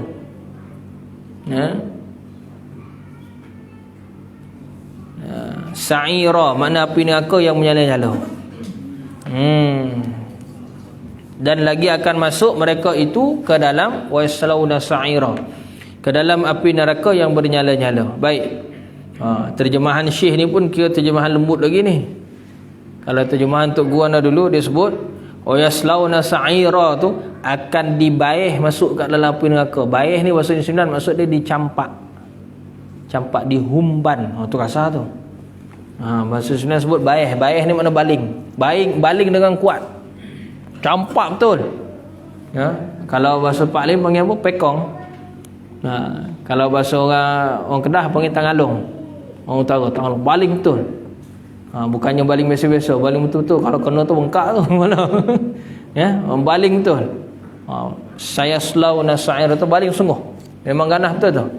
Akan dicampak, dihumban masuk ke dalam api neraka. Ini antara contoh ayat dah, antara bukti. Sesungguhnya bila kita makan benda yang haram atau benda yang syubhah, maka akan dicampak masuk neraka. Antara bukti dah Allah Ta'ala sebut dalam surah Nisa ni, barang siapa yang makan harta anak yatim dalam keadaan zalim, padahal dia tu ialah sebagai orang yang dipanggil apa? Pemegang amanah sahaja. Contoh, ini banyak berlaku dalam masyarakat. Seorang lelaki dia meninggal dunia, isteri dia pun meninggal dunia. Kita katalah contoh, ada pernah berlaku sebelum ni, suami isteri tu meninggal dunia sebab kemalangan. Maka tinggallah anak 3-4 orang, kecil lagi. Kecil lagi, 3-4 orang. Suami isteri ni pula gaji besar, mana gaji banyak lah, mana harta banyak, rumah macam-macam. Akhirnya hak penjagaan ataupun hak harta tu tadi siapa yang pegang dulu? Mahkamah akan buat keputusan yang pegang ialah adik-beradik kepada si mati tadi. Mana pakcik dia lah, pakcik-makcik kepada budak ni tadi. Tetapi berlaku masalah apabila orang tak amanah. Tak amanah, banyak bukti. Pernah berlaku, banyak kes pernah berlaku. Maka harta tu, pakcik-makcik ni yang sebagai pemegang amanah tadi, mereka boleh labur, mereka boleh buat, bukan sekadar guna tu untuk belanja anak tu, dia boleh buat, dia boleh develop, tak jadi masalah. Dia boleh laburkan, dia boleh buat menega sebagainya. Tapi apa-apa hal mesti dibuat portion untuk anak ni. Dia sebagai pemegang amanah, kalau tak silap undang-undang Malaysia kita ni letakkan 10% saja. Daripada harta tu pemegang amanah boleh ambil. Baki lagi daripada tu ialah untuk anak tu. Untuk anak yatim tu. Berapa peratus saya tak ingat, tapi kalau tak silap 10%. Mungkin lebih sikit atau mungkin kurang sikit, tak ingat. Tapi yang penting bukan begitu. Maksudnya ada portion yang pemegang amanah ni boleh ambil sebagai upah dia menjagalah, memegang, melihara benda tu menghidupkan harta tu, mungkin dia laburkan sebagainya. Jadi adalah masa depan untuk anak ni tadi, dia simpan ke masuk mana-mana ke SB ke atau mengaji, tak kisahlah. Maksud begitulah. Tetapi masalah yang berlaku apa dia? Dia bukan ambil yang 10%, dia ambil yang 90%, tinggallah 10% untuk anak. Itu pun nasib baik ada. Kalau tak, bila dah ada surat kuasa, dia pun ambil nama tanah, nama rumah, nama geran kereta dan sebagainya tu semua tukar nama dia. Sudah. Bila tukar nama dia, siap lah. Ini orang jahat. Memang orang tak amanah lah. Sepatutnya dia tak boleh buat begitu. Dia kena letak ada nama penerima asal. Dia ni kena letak status pemegang amanah. Dia kena letak begitu. Masalah macam-macam lah. Akhirnya apa berlaku? Akhirnya anak yatim ni terbiar lah. Terbiar. Melarat, hidup melarat. Tetapi Allah Ta'ala Maha Kuasa. Ini berlaku depan mata saya sendiri. Di kampung saya memang ada pernah berlaku kes begini. Akhirnya hidup orang yang tak amanah ni tadi tak selamat. Satu persatu musibah kena pada dia. Antara musibah yang kena pada dia apa dah? Dia pula aksiden. Akhirnya yang suami, yang pakcik ni, kakinya kena potong. Mana dia nak berjalan pergi mana pakai wheelchair. Isteri dia pula jadi separuh nyanyuk. Nyanyuk separuh gila. Silap, bukan separuh nyanyuk. Nyanyuk separuh gila. Sekejap ingat, sekejap tak ingat. Dah lah suami dia ampai-ampai macam tu, kita kata separuh paralyzed lah. Isteri dia pula nyanyuk begitu. Anak-anak dia pula semua berantakan. Anak-anak maksud dia saudara kepada yang anak yatim tadi. Sebab punca apa? Makan daripada sumber haram. Lepas tu kita kena ingat betul. Kena beringat betul. Makanan dia membentuk jiwa. Makanan dia membentuk kerohanian. Kalau makan benda sebarang, mana tak tentu halal haram ke syubhah semua, aduk semua, maka hati jadi keras. Hati jadi keras. Sifat kita ni, jiwa kita ni, kita akan jadi memberontak. Tak mau ikut undang, tak mau ikut hukum, kita nak melawannya. Salah satu puncanya kerana makan. Kerana makanan. Kemudian anak-anak kita pula, dia akan jadi mudah menderhakai ibu bapa. Punca daripada mana? Bukan punca daripada anak tu, punca daripada kita yang menyuap makan dalam mulut dia tu. Sumber tu. Bukan dia, sumber ni bukan cerita makanan tu saja. Rezeki kita nak beli makanan tu, cara kita beli makanan tu. Memang makanan tu halal, tapi kita rampah daripada orang, curi daripada orang, tak betul juga. Ataupun kita mencuri untuk dapat duit hasil curian kita beli makan, pun tak boleh juga. Dia semua sudut. Daripada mula kita bekerja tu, kerja tu pula kerja yang halal, bukan kerja yang haram. Sebab tu dinasihatkan. Tapi sini pun alhamdulillah tak ada. Tapi kalau kata keluarga kita yang lain dan sebagainya, boleh bagi nasihat.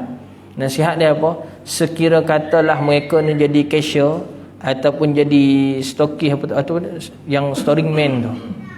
Mana orang yang tukang susun kan, on store tu kan.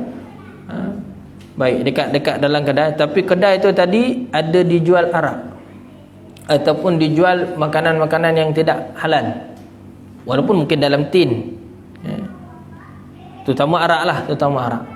Maka kalau boleh ada option yang lain untuk dia kerja yang lebih halal daripada tu, maka pergi kerja yang lebih halal tu. Jangan lagi kerja di tempat yang tu tadi. Sebab apa? Dalam hadis Nabi sebut dilaknat orang yang berkaitan dengan arak ni 10 golongan. Ada satu riwayat 8. Yang penting di dalam 8 atau 10 tu tadi, salah satunya ialah wahamluhu, tukang angkat, tukang bawa. Aku tak pegang arak ni, aku tak minum. Memang, tapi kau driver lori yang bawa lori arak tu hantar, tak boleh. Tukang angkat, tukang punggah, tukang pekerja kan, bukan yang bawa lori, tapi yang tukang angkat, tukang punggah pun tak boleh. Dia termasuk dalam wahamluhu tu. Waba'ihu, tukang jual. Dia tak jual tapi dia jadi cashier. Sama je maksud dia. Betul ke tidak? Ambil nyetin tu dia scan. Botol kau tak kisah macam mana dia punya, tak kisahlah dia punya ni kan. Packaging tu tak kisahlah macam mana bentuk pun. Yang penting dia arak, benda tu arak haram. Tak boleh. Dia termasuk dalam yang dilaknat. Bila dilaknat, maksud dia sumber rezeki dia tu gaji bulan dia, contoh dia gaji bulan ke gaji harian ke, upah yang dia dapat atas kerja tu tadi ada bercampur tak daripada hasil jualan arak tu? Ada. Itu dia panggil syubhah. Itu panggil syubhah. Dan memang berlaku depan mata kita. Kalau orang yang kerja dia terjaga, bukan mesti bagus gaji besar, tidak. Tapi kerja tu halal walaupun tukang sapu. Tapi jiwa dia lembut. Sebab apa? Daripada hard sale dia menyapu sampah dan sebagainya, kerja tukang sapu SWM ataupun PN ni kan, tukang sapu ni. Sapu tak pandamai ke mana-mana, tak kisah tepi jalan ke, tukang potong mesin rumput ke. Contoh kan. Tapi kerja tu halal. Walaupun gaji bulan ataupun gaji harian dia tu rendah. Tapi dengan sumber tu dia beli makan, dengan sumber tu dia bagi nafkah pada anak bini dia, maka barakah keluarga dia. Dia tu sendiri kita tengok sifat dia tu, sifat memang hati dia lembut. Bila kita sebut ayat Quran sikit, kita baca hadis ataupun kita dakwah sikit, dia senang menerima. Sebab apa? Hati. Jadi hati ni, jiwa perangai dia terbentuk salah satu dia daripada makanan. Sebab tu kena jaga betul. Kulu fil ardi min ardi halalan tayyibah. Mimma fil ardi halalan tayyibah. Allah Ta'ala perintah, kullu mimma fil ardi halalan tayyibah. Hendaklah engkau makan di atas muka bumi ni apa saja yang halal dan terbaik. Dia bukan sekadar cerita halal, dia terbaik. Yang terbaik. Allahumma salli ala sayyidina Muhammad. Baik. Sebab kedua, dan sabda Nabi sallallahu alaihi wasallam lagi, bukan sebab kedua, ni dalil yang kedua. Dan sabda Nabi sallallahu alaihi wasallam, la yadkhulul jannata lahmu nabata min haramin. Artinya tidak masuk ke dalam syurga bagi daging yang tumbuh daripada makanan yang haram.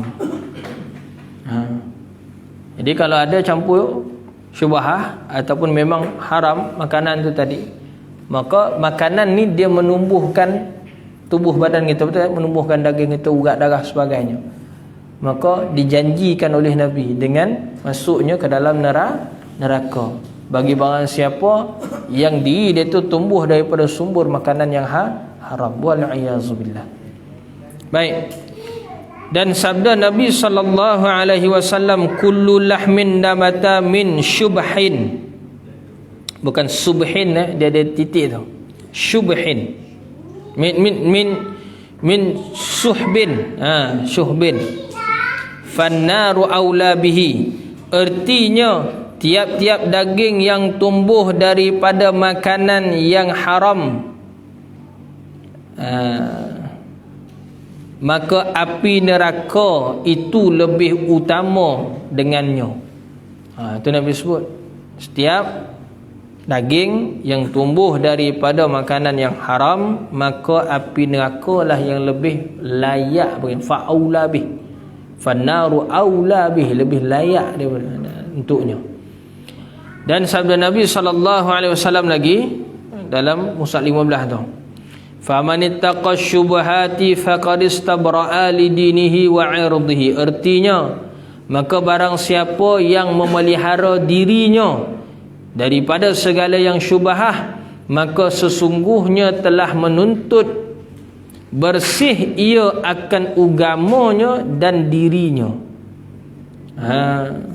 Jadi kalau kita ni temu dengan benda syubhah, maka kita elak, kita tak makan benda syubhah tu, kita tak ambil pun.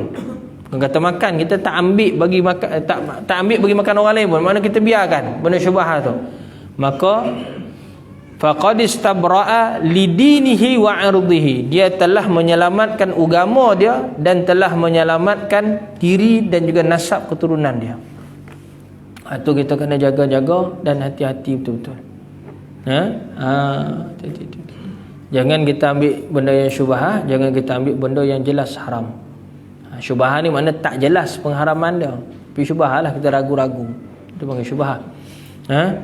Jadi berhati-hati. Wallahu ta'ala a'lamu bis-shawab. Akan datang kita baca lagi sebab yang kedua dan ketiga, insya-Allah. Ada apa-apa soalan? Kalau macam dipaksa makan, dipaksa makan, kaedah kita sebut tadi, ad-darurat tubihul mahzurat. Dipaksa ni mana bukan kehendak kita sendiri, tapi dipaksa. Tapi kena tengok juga paksaan tu paksaan apa. Kalau engkau tak makan, aku ketuk kau pakai botol ni, tak mati. Jadi kita tahanlah, jangan makan. Tapi kalau dia kata, kalau kau tak makan, aku pancung kau dengan pedang, memang dia bukan pedang betul.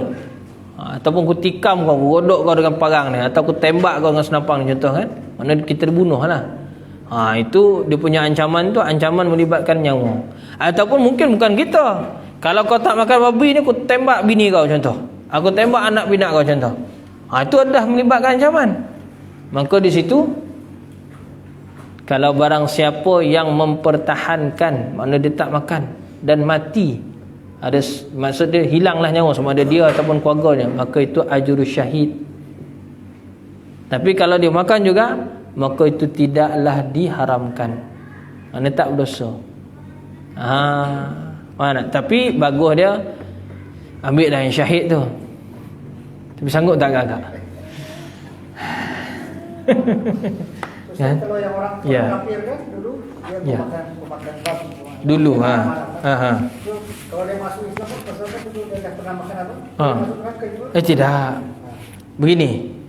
Nabi sebut setiap orang mualaf, makna yang masuk Islam, once dia mengucap saja syahadah, dosa dia yang lama tu hapus. Ibarat dia tu macam bayi baru lahir. Mana bersih, tak ada apa-apa, kosong. Yang lama tu dihapus. Yang lama tu dihapus. Maksud dia start dia syahadah, jadi buku baru lah. Buku lama tu habis, hapus, tutup, tak ada apa-apa, dilupuskan. Dilupuskan. Mana takkan dikira, takkan dihisap. Yang sudah lah. Sebab tu Islam ni, let bygone be bygone. Itu Islam. Itu konsep Islam. Tapi konsep agama lain, dia ada konsep dosa warisan. Islam tidak. La taziru waziratu wizra ukhra. Kamu tidak akan menanggung kesalahan orang lain. Contoh minta maaf kita sebut, minta maaf. Contoh kan? Mungkin keturunan kita sebelum ni memang jahat sungguh. Kaki judi, kaki perempuan, minum arak sebagainya, mati pun dalam keadaan tu. Tapi kita Allah Ta'ala bagi hidayah, diberikan hidayah Allah Ta'ala, masuk Islam, kemudian kekal, kita tahan, tak buat benda sebagainya. Adakah kita kena tanggung dosa tu? Dosa kita punya perlindungan kita untuk nenek moyang kita? Tidak. Jadi kita takkan menanggung. Itu Allah Ta'ala punya kerja. Biar Allah Ta'ala balas, bukan kita. Kita diri kita. Benda dah berlalu, biarkan berlalu. Begitu. Sebab tu apabila orang tu masuk dalam agama Islam, maksud dia mengucap syahadah, kita panggil mu'alah lah. Apa antara perkara sunat yang perlu dibuat selepas daripada tu? Antara salah satu dia ada mandi. Dia panggil mandi sunat syahadah, mandi sunat masuk Islam. Tujuan mandi sunat tu tadi ialah supaya bersih. Mana yang lama tu tadi dia lupakan. Dia yang lupakan. Allah Ta'ala memang tak apa dah benda tu. Memang tu janji Nabi apa dah. Tapi untuk diri dia tu sendiri, dia akan berasa, aduh dulu aku ni, dia akan terasa gitu. Jadi antara dia sunat mandi tu. Begitu. Allahumma salli ala Sayyidina Muhammad. Yang orang Islam pula macam mana? Yang Islam kan kadang-kadang orang Islam mula-mula dulu minum arak. Ya zaman jahil ya. Tiba ada satu masa mungkin baru dah dapat hidayah. Ya. So macam mana? Taubat. Apa makna taubat? Dia tahu yang dia buat tu salah dan dia minta ampun dan jangan ulang balik. Kalau ulang balik tetap dosa. Jangan ulang balik benda tu. Dia lebih kurang sama aja. Konsep dia sama aja dengan yang non muslim masuk Islam, mana mualaf, ataupun yang memang Islam sendiri. Konsep dia sama. Cuma beza dia, cara dia tu saja. Kalau yang muslim, dia tinggalkan, dia bertaubat, dia mohon ampun, mana dia buat benda baik. Yang lama tu, yang jahat tu dia tinggalkan. InsyaAllah Ta'ala ampunkan. Memang Ta'ala ampunkan. Dan memang Allah Ta'ala janji pun. Allah Ta'ala janji, Allah Ta'ala ampunkan. Yang penting taubat sungguh-sungguh. Adapun kalau yang non-muslim, dia masuk Islam, dia mengucap syahadah, start dia mengucap syahadah, maka yang lama tu hapus. Begitu. Itulah rahmatnya agama Islam. Itulah rahmatnya Allah Ta'ala, rahmatnya baginda Nabi sallallahu alaihi wasallam. Itulah adil. Itulah keadilan Islam. Itu keadilan Islam. Bila benda dah salah, dah kena hukuman, kenapa mesti ungkit lagi? Bila benda dah salah, dah mohon ampun, kenapa mesti ungkit lagi? Islam ni adil. Bila dah kena hukuman, dah mohon ampun dah minta maaf sebagainya, jangan ungkit lagi. Itulah rahmat dia. Kita pun tak suka kalau kita kena ungkit, betul ke tidak? Begitu. Masya-Allah. Wallahu ta'ala alam. Begitu. Baik. Ada yang lain? Ya. Kalau dari orang Arab tu, kita kerja petrol minyak, isikan minyak dia boleh. Bagus soalan. Ya betul. Baik. Yang penting jangan kita yang bawa lori tu. Kita kerja, kita isi minyak. Minyak tu benda halal kita buat. Kan? Harus kita isi minyak tu. Dan kita isi minyak tu tadi untuk menggerakkan lori tu. Yang salah dia ialah orang yang bawa tu, bukan kita. Itu yang sebut tadi, kita tidak menanggung kesalahan orang. Wala taziru waziratu wizra ukhra. Kita ni takkan sekali-kali menanggung kesalahan yang orang buat. Dan kesalahan kita orang ni takkan tanggung. Maksudnya apa? Adakah dikira kita bersubahat dalam itu tadi? Tidak. Sebab kerja kita memang kerja kita ialah pam minyak. Bukannya kerja kita bawa lori tu. Yang salah tadi yang bawa tu, yang memunggahkan tu, itu yang salah. Jelas begitu. Cuma bagusnya kalau semua orang berpahaman dan berfikiran dan tahu hukum, maka agak-agaknya industri arak dan juga industri babi dekat Malaysia ni siapa yang akan pegang? Ada tak orang Malaysia, orang Melayu kita ataupun orang Islam kita yang akan bekerja di situ? Tak ada. Tapi masalahnya lebih ramai jahil daripada yang alim. Cuba kita bayangkan, kalau betul lah tak ada orang Melayu kita yang sanggup kerja dekat kedai begitu, yang ada jual arak. Memang dia jual kedai runcit, campur semua contoh kan. Tapi ada orang Melayu tak masuk. Beli pun tidak masuk kat situ. Baik beli arak ke beli, tak masuk, mana boikot habis lah. Kerja pun tidak, agak-agak lingkup tak ada orang. Lingkup kedai kasbuk, kilang arak kasbuk dekat Shah Alam tu pun boleh lingkup, boleh tutup. Tapi masalahnya siapa yang menghidupkan, yang menyokong secara tak langsung untuk benda tu kekal ada, kekal hidup sampai sekarang. Sebab tu ada pernah dulu seorang tuan guru saya, dia pernah tanya, kalau diberi peluang lah kepada kamu semua untuk menutup kilang arak kasbuk dekat Shah Alam, contoh ni, contohnya buat contoh. Sebab tu kilang tu ada tu, sebab tu kita sebut. Kalau tak ada, tak boleh sebut kilang arak kasbuk tu. Apa cara yang kita akan buat? Ni saya tanya pada tuan-tuan. Ni soalan untuk guru saya dulu. Macam mana cara dia kita nak ambil kilang kasbuk tu? Kita nak tutup kilang kasbuk, kilang arak tu kita nak tutup. Macam mana cara dia? Tuan-tuan nak buat apa?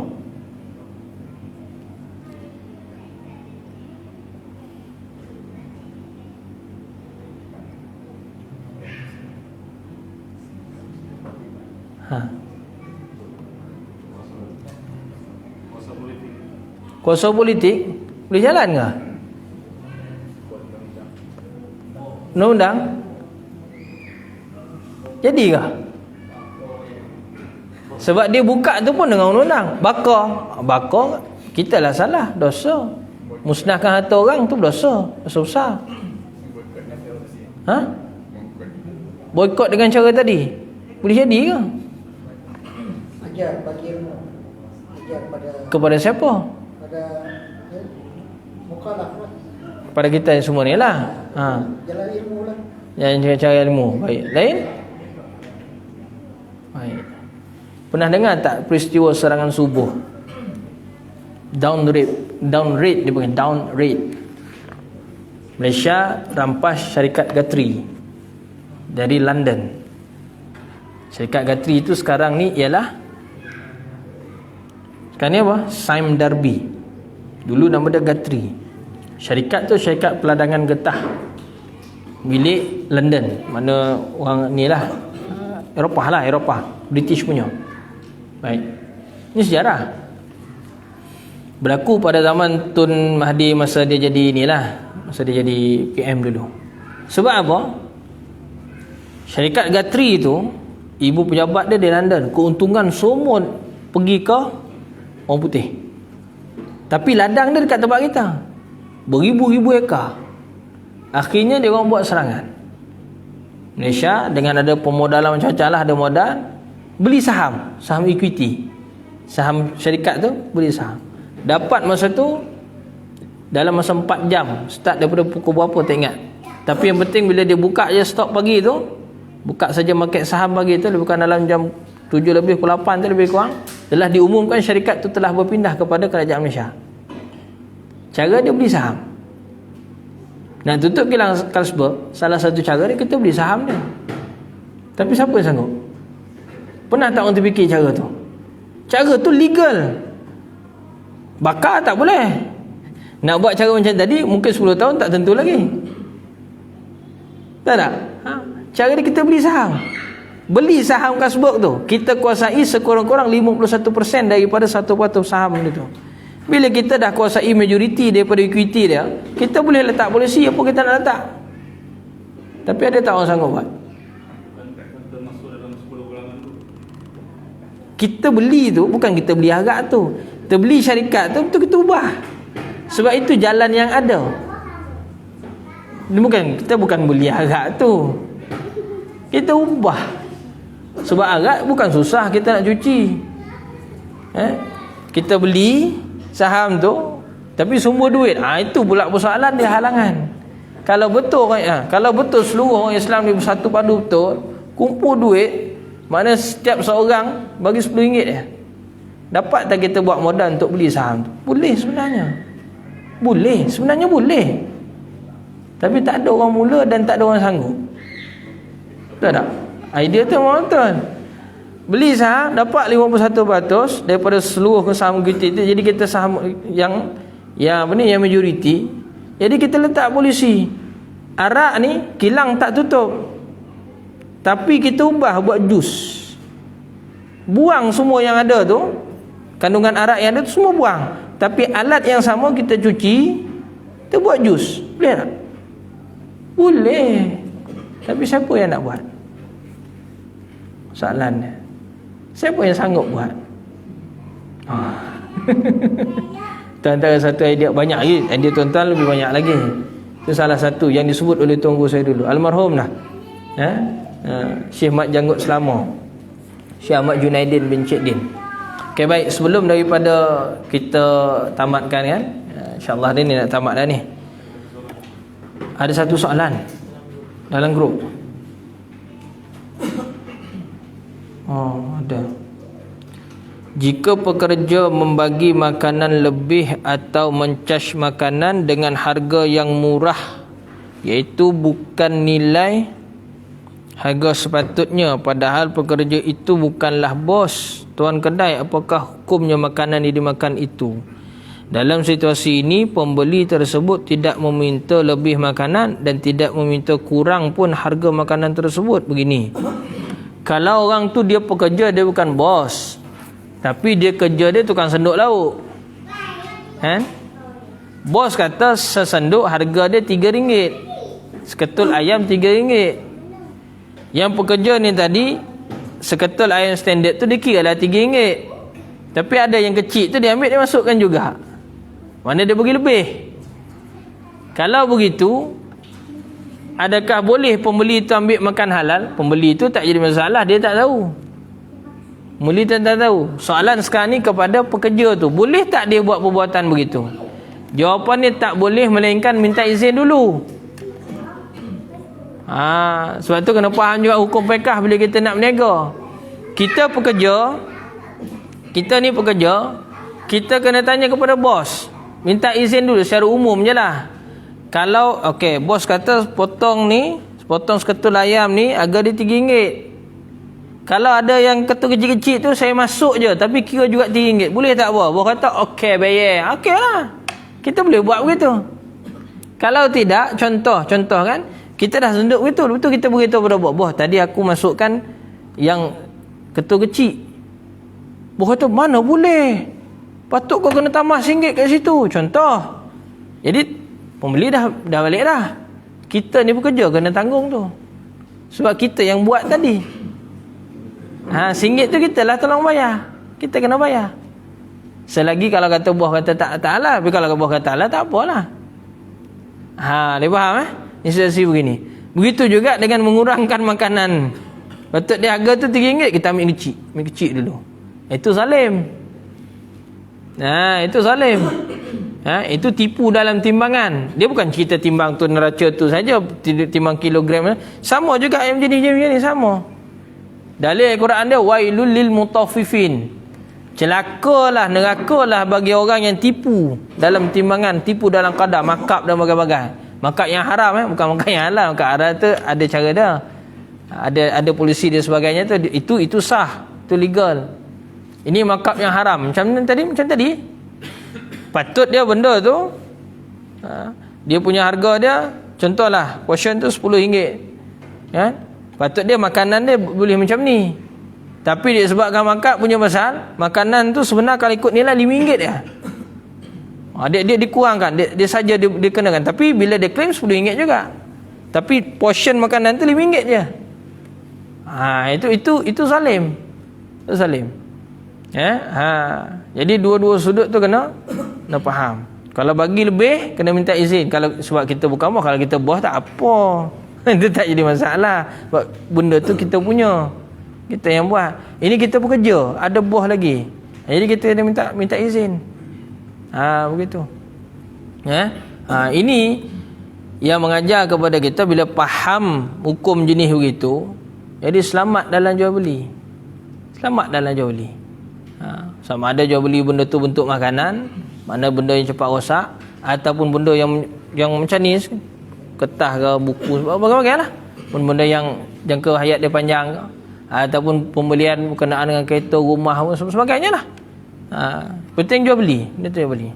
Itu soalan kat dalam ni, insyaAllah. Rasa kat receiver tu habis bateri ni.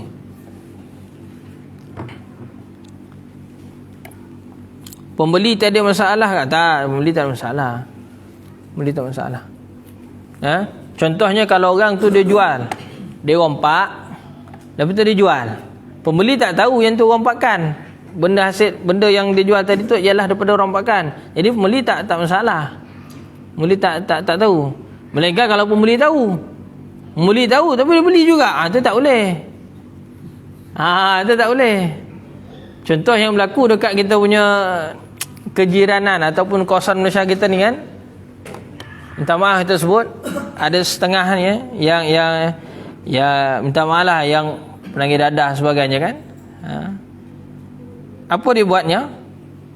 Dicurinya kelapa rumah orang, dikupasnya elok, dia hantar pergi dekat kedai santan, dia jual kat kedai santan. Kedai yang buat proses santan lah, kita sebut kedai santan. Padahal kelapa tadi bukan kelapa dia, kelapa curi. Adakah dosa pakcik yang kedai santan tadi? Tidak. Melainkan kalau pakcik tu tahu, pakcik tahu dia beli juga, itu dosa pakcik tu. Sebab dia beli barang curian, sedangkan dia tahu benda tu curi. Tapi kalau dia tak tahu, tak apa, tak ada masalah.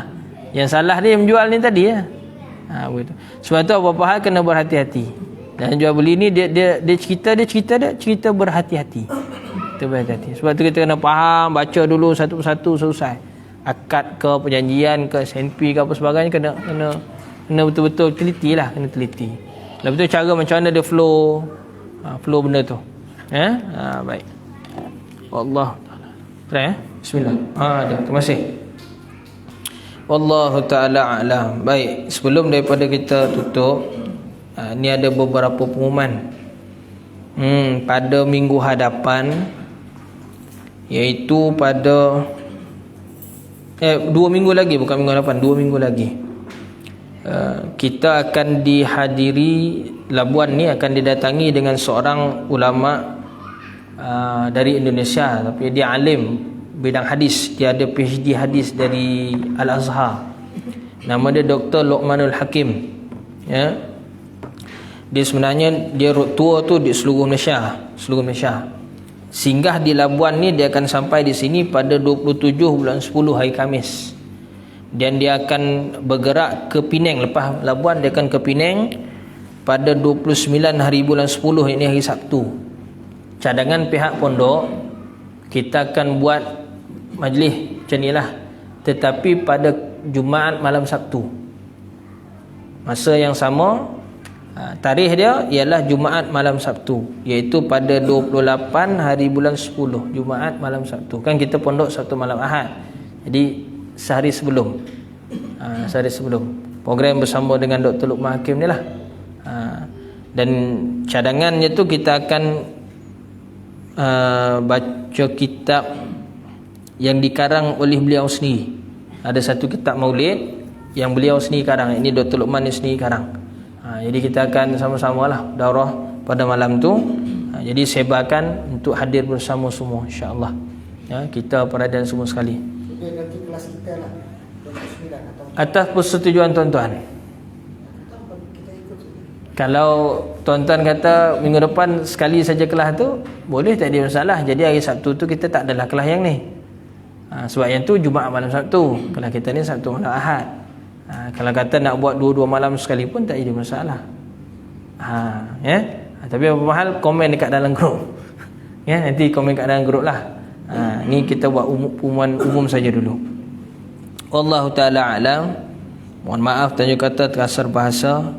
Ada rezeki pertemuan kita sambung lagi pada waktu akan datang, insya-Allah. Bismillahirrahmanirrahim. Rabbana anfa'na bima 'allamtana, Rabbana 'allimna alladhi yanfa'una, Rabbana faqina faqih ahlana wa qarabati lana fi dinina. Sallallahu ala sayyidina Muhammad wa ala alihi wa sahbihi wa baraka wasallam. Walhamdulillahi rabbil alamin. Assalamualaikum warahmatullahi taala wabarakatuh.